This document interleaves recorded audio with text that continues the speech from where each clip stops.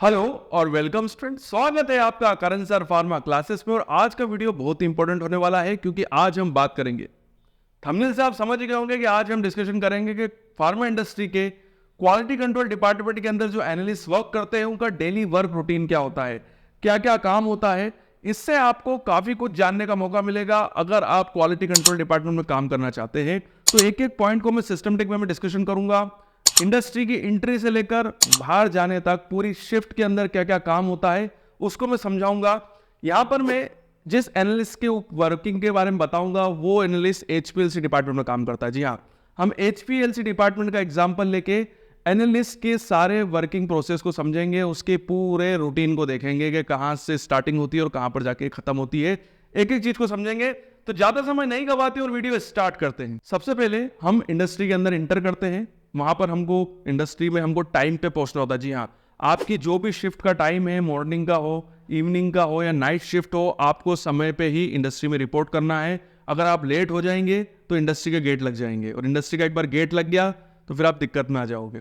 ठीक हो गई बात? मतलब या तो फिर आपको अंदर लेंगे ही नहीं, और अगर लेंगे तो फिर आपको आपके जो आपके डिपार्टमेंट के हेड हैं, जो आपके मैनेजर होते हैं, मैनेजर में कौन है, या तो असिस्टेंट मैनेजर से आपकी बात कराई जाएगी या आपके जो जनरल मैनेजर है उनसे आपकी बात कराई जाएगी। और जब तक वो आपको अनुमति नहीं देंगे तब तक फिर आप इंडस्ट्री में इंटर नहीं हो पाएंगे। और ये कॉल कौन करेंगे? गेट पे जो गार्ड खड़े हुए होते हैं वो आपके डिपार्टमेंट में फ़ोन लगाएंगे कि ये जो बंदा है जो कि आपके डिपार्टमेंट का है, ये लेट हो गया है 5 मिनट 10 मिनट, और अब इसका क्या करना है।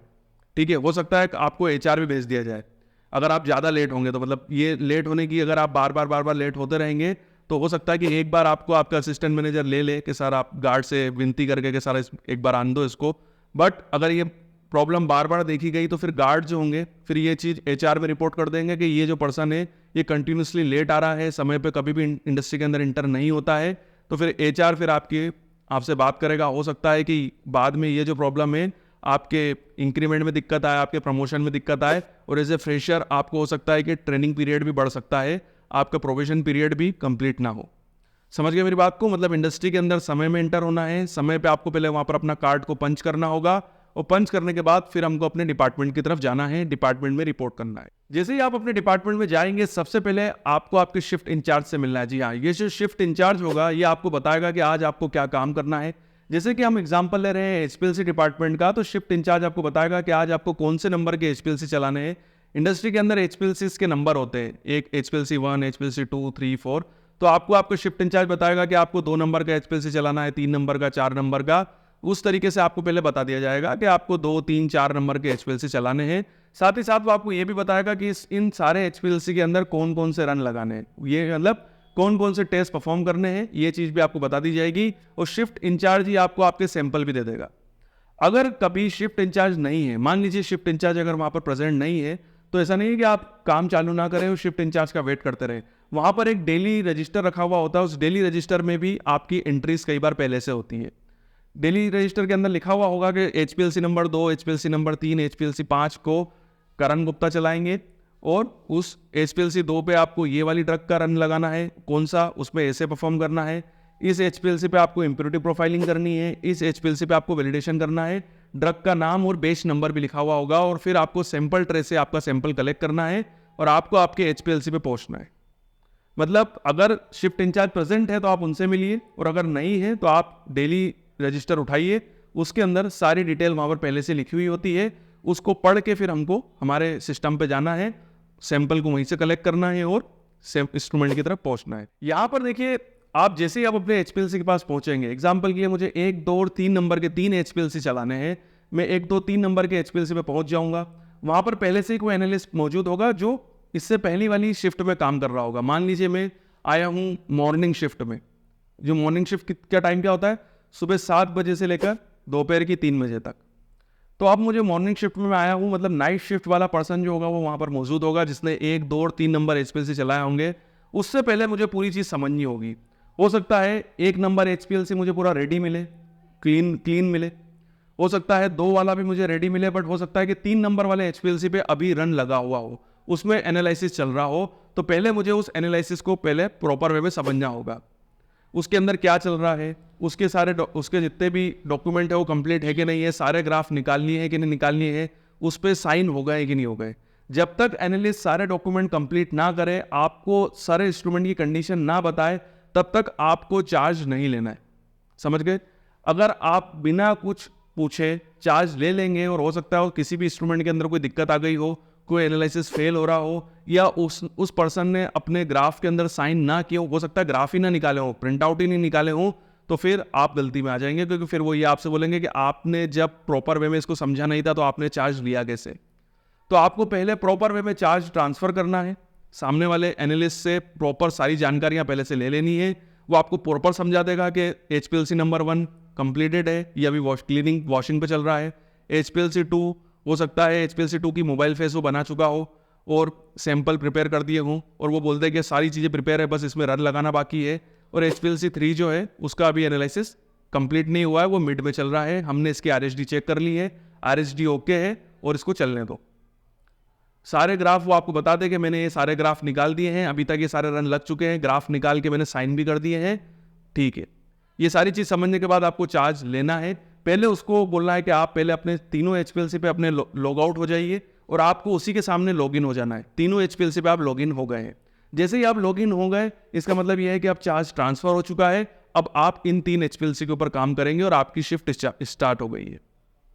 आराम से चार्ज ट्रांसफर कीजिए, एक एक डाउट क्लियर कर लीजिए। अगर कभी भी कोई एनालिस्ट ना नुकुर करे, कोई चीज़ आपको ना बताए, तो आपको आपके सीनियर को रिपोर्ट करना है, शिफ्ट इंचार्ज को बताना है कि सर ये सही तरीके से डॉक्यूमेंट कंप्लीट करके नहीं गए हैं, इन डॉक्यूमेंट्स के अंदर ये दिक्कत है, इन्होंने ग्राफ नहीं निकाले हैं, ग्राफ पे साइन नहीं किए हैं, मुझे लग रहा है कि यहाँ पर ये दिक्कत आ रही है सर, तो प्लीज़ आप इसको समझिए। आपके सीनियर आएंगे, वो इस चीज़ को मैटर को हैंडल करेंगे।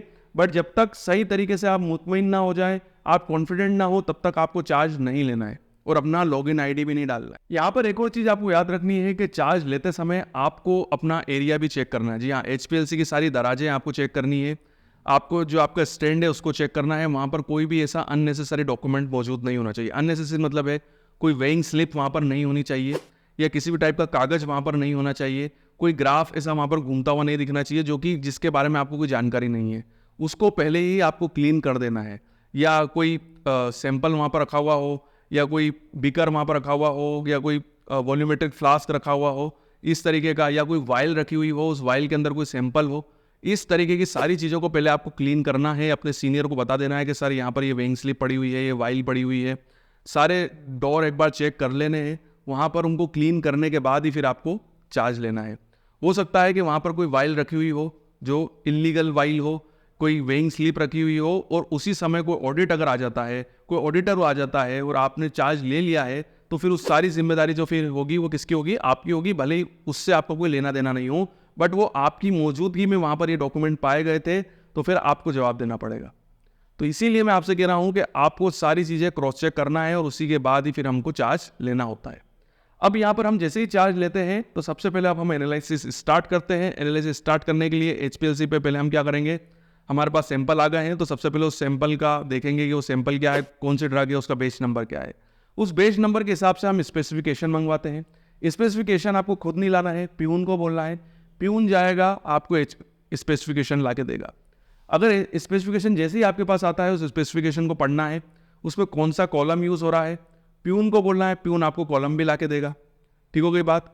अब सैंपल आ गया है, कॉलम आ गया है, कॉलम को आप लगा दीजिए और उसको वॉशिंग दे दीजिए पानी के साथ में। जी हाँ, वाटर के साथ में, या वाटर मिथेनॉल का 50-50% का एक रेशो बना लीजिए, और HPLC ग्रेड होने चाहिए केमिकल, और उसकी क्लीनिंग करना स्टार्ट कर दीजिए। और अब आप मोबाइल फेस बनाइए। सबसे पहले मोबाइल फेस बनाने के बाद मोबाइल फेस को आपको HPLC पे चढ़ा देना है। अब मिथेनॉल वाटर के बाद फिर आपको मोबाइल फेस की वॉशिंग दे देनी है। मोबाइल फेस की वॉशिंग देने के बाद फिर हम क्या बनाएंगे, हमारा सैंपल बनाएंगे और स्टैंडर्ड बनाएंगे। स्टैंडर्ड जो है वो हमको स्टैंडर्ड डिपार्टमेंट से लेके आना है, आपको नहीं लेके आना है, ये भी आपको प्यून को पहले बता देना है। प्यून स्टैंडर्ड जो है वो आपको आपकी टेबल पर रख देगा। वेइंग पे जाना है, वेइंग करना है, और आपको अपना स्टैंडर्ड और सैंपल जो है प्रॉपर बना देना है। यहाँ पर एक चीज़ और, अगर आपने स्टैंडर्ड लिया है तो जितना आपने स्टैंडर्ड लिया है उसको ले लो, जहाँ पर स्टैंडर्ड रखा हुआ था वहाँ रख दो, और स्टैंडर्ड रजिस्टर में आपको उसकी एंट्री कर देनी है। आपने अगर मोबाइल फेस जब बनाई थी, तो मोबाइल फेस बनाते समय अगर आपने कोई बफर बनाया था और उसकी pH को मेंटेन किया था, तो pH मीटर के रजिस्टर पे जाके आपको एंट्री कर देनी है। वेइंग स्लिप तो आपकी आ ही जाएगी, नहीं तो पहले तो जो हमारा वेट होते थे वहाँ पर भी रजिस्टर रखा हुआ होता था, तो वेट जब हम लेते थे तो वहाँ भी एंट्री करनी होती थी। अब तो ऑटोमेटिकली वेइंग स्लिप जनरेट हो जाती है, तो वहाँ पर एंट्री करने की ज़रूरत नहीं होती है। ये सारी एंट्रीज आपको करनी होगी समय पर, कोई भी एंट्री छूटनी नहीं चाहिए, आपको बात के लिए नहीं जाना है, जो काम जैसा होता जा रहा है वैसा आपको करते जाना है। यहाँ पर अब हम सारी चीज़ें हमारी कंप्लीट हो चुकी है, हमारा स्टैंडर्ड बन चुका है, हमारा टेस्ट बन चुका है, हमारी मोबाइल फेस बन चुकी है। अब हम HPLC के अंदर उसका सॉफ्टवेयर ऑन करेंगे। सॉफ्टवेयर के अंदर हम प्रॉपर वे में जो ऐसे का जो एक प्रॉपर प्रोटोकॉल होता है वो हमको बनाना है कि सबसे पहले 5 स्टैंडर्ड लगाने हैं, ठीक है। उसके बाद 3 टेस्ट लगाएंगे, उसके बाद 2 स्टैंडर्ड लगाएंगे। ये हमारा एक प्रोटोकॉल होगा। उसका प्रिंट आउट लगा निकाल के पहले हमको हमारे सीनियर से चेक कराना होता है। सीनियर उसको साइन कर देते हैं कि हाँ सब चीज़ें ठीक है।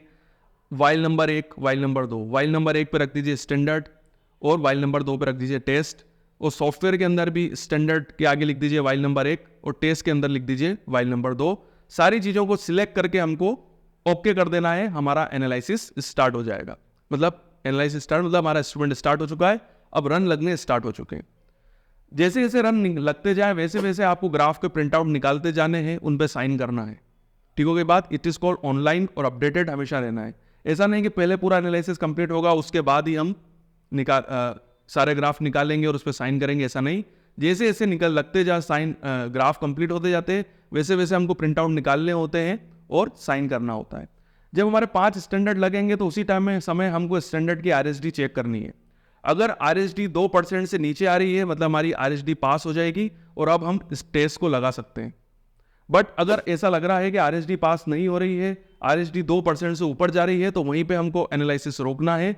कोई दिक्कत नहीं है, इंसिडेंस हो जाएगा, आप नहीं फंसोगे, बट फिर आप री एनालिसिस कर सकते हो। बट आप अगर गलती से स्टैंडर्ड लग गए, आप RSD चेक नहीं कर पाए और टेस्ट लग गए, स्टैंडर्ड के बाद टेस्ट का रन स्टार्ट हो गया और फिर आपने RSD चेक करी और पता चला कि अरे यार RSD तो 2% से ऊपर चली गई है, तो फिर ये चीज़ इंसिडेंस ना होकर डेविएशन हो जाएगा, जिसमें आप फिर दिक्कत में आ जाओगे।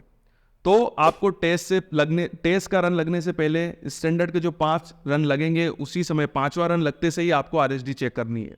यहाँ पर जब आपका एनालिसिस कंप्लीट हो जाए तो उस सारे के सारे ग्राफ निकाल के सभी ग्राफ पे साइन करके उनको कैलकुलेट करके वो पूरी की पूरी रिपोर्ट जो है वो आपको आपके शिफ्ट इंचार्ज को सबमिट करनी है और अपने इंस्ट्रूमेंट को फिर वॉशिंग पे दे देना है। मतलब आपका कॉलम जो होगा वो वॉशिंग होगा, वही मिथेनॉल वाटर के साथ आप वॉशिंग पे उसको दे दो, ठीक हो गई बात। यहाँ पर एक चीज़ और इंपॉर्टेंट है कि अगर आपसे कोई इंसिडेंस हो जाता है, कोई डेविएशन हो जाता है, उसकी रिपोर्ट तुरंत आपको आपके शिफ्ट इंचार्ज को करनी है। वो आपको फॉर्म देंगे, उस फॉर्म को पूरा फिलअप करने के बाद QA में जमा कराना है। आपको आपकी गलती कभी भी नहीं छुपानी है। अगर आप छुपाओगे तो वो चीज़ कभी ना कभी ऑडिट के अंदर पकड़ में आ जाएगी। तो आपसे अगर कोई डेविएशन हो जाए या इंसिडेंस हो जाए, उसकी रिपोर्ट हाथों हाथ आपको आपके शिफ्ट इंचार्ज से करनी है। अगर शिफ्ट इंचार्ज मौजूद नहीं है तो आपको अपने डिपार्टमेंट के असिस्टेंट मैनेजर को इस चीज़ को रिपोर्ट करना है। वो आपको प्रॉपर हेल्प करेंगे, वो आपको बताएंगे कि इसका डॉक्यूमेंटेशन कैसे करना है। यहाँ पर जैसे ही अगर आपका एनालिसिस पूरा कंप्लीट हो जाता है, आपको आपके कॉलम को वॉशिंग पे दे देना है और सारी रिपोर्ट को कंप्लीट करके, कैलकुलेशन को कंप्लीट करके आपको आपके शिफ्ट इंचार्ज को सबमिट कर देनी। इसके बाद आपका जो शिफ्ट इंचार्ज होंगे वो आपको फिर अगला सैंपल जो है वो प्रोवाइड कराएंगे कि अब आप इस पर्टिकुलर इंस्ट्रूमेंट पे, इस HPLC 1 पर आपको अब ये वाला एनालिसिस परफॉर्म करना है। HPLC 2 पे अगर उसका एनालिसिस अभी चल रहा है या HPLC 3 पे आपको क्या करना है, उसका पहले से ही पूरा का पूरा चार्ट बना हुआ होगा कि इसके बाद क्या करना है, इसके बाद क्या करना है। तो उसके हिसाब से फिर हमको अगले एनालिसिस की तैयारी करनी है। यहाँ पर मैं एक चीज़ बता दूं कि जब एक एनालिसिस पूरा HPLC पे कंप्लीट हो जाता है तो कॉलम को कम से कम 2.5 घंटे की वॉशिंग देनी होती है। टिया 1 घंटे की वॉशिंग तो वो कॉलम लेता है जो रन लग रहा था, और बाकी के 1.5 घंटे की वॉशिंग जो होगी वो कॉलम लेगा जो अगले एनालिसिस में यूज़ होगा, ठीक है। कॉलम को 1 घंटे की वॉशिंग देने के बाद हमको हमारे कॉलम को जमा कराना है। जहाँ से भी आप कॉलम लाए थे वहाँ पर ही कॉलम का रजिस्टर होगा। उस रजिस्टर के अंदर आपको एंट्री करनी है कि उस कॉलम, मतलब एग्जाम्पल कॉलम के भी नंबर डले हुए होते हैं कि एग्जाम्पल के लिए 100 नंबर का आपने कॉलम यूज़ किया, 100 उसका नंबर था, तो रजिस्टर के अंदर आपको 100 नंबर वाले कॉलम में एंट्री करनी है कि आज आपने कौन सी ड्रग इस कॉलम में चलाई। बेसिकली तो हर कॉलम जो होता है इंडस्ट्री के अंदर वो डेडिकेटेड होता है हर ड्रग के लिए, तो एक ही ड्रग जो होगी वो उस कॉलम के ऊपर चलेगी। ऐसा नहीं है कि एक कॉलम में आप पैरासीटामोल भी चला रहे हो और डाइक्लोफिनेक भी चला रहे हो, नहीं, पैरासीटामोल के लिए वो कॉलम है तो वो पैरासीटामोल के लिए ही चलेगा, ठीक है।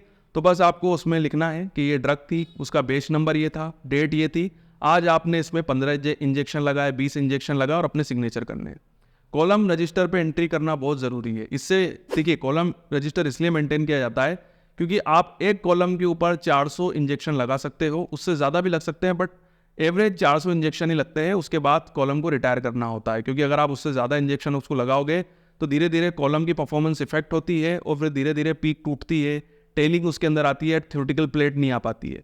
इसीलिए जो इंडस्ट्री होती है वो कॉलम रजिस्टर के थ्रू हर कॉलम की एक्टिविटी को मॉनिटर करती रहती है। उनको लगता है कि इस कॉलम पे अब बहुत सारे इंजेक्शन लग चुके हैं, 400-500 इंजेक्शन हो चुके हैं, तो वो कॉलम को चेंज कर देते हैं, उस कॉलम को रिटायर कर देते हैं। इसीलिए कॉलम रजिस्टर पे एंट्री करना बहुत ज़्यादा ज़रूरी होता है। उसके बाद आपने आपके इंस्ट्रूमेंट में वॉशिंग लगा दी, आपने लग रहा है कि वॉशिंग भी अगर कंप्लीट हो गई है और आपकी शिफ्ट अभी चल रही है, तो आप अगला काम कर सकते हैं, मतलब अगले इंस्ट्रूमेंट को तैयार कर सकते हैं। उसके एनालिसिस के लिए मोबाइल फेस प्रिपेयर कर दीजिए, उसके अगले एनालिसिस के लिए जो कॉलम यूज़ होने वाला है उसकी वॉशिंग कर दीजिए।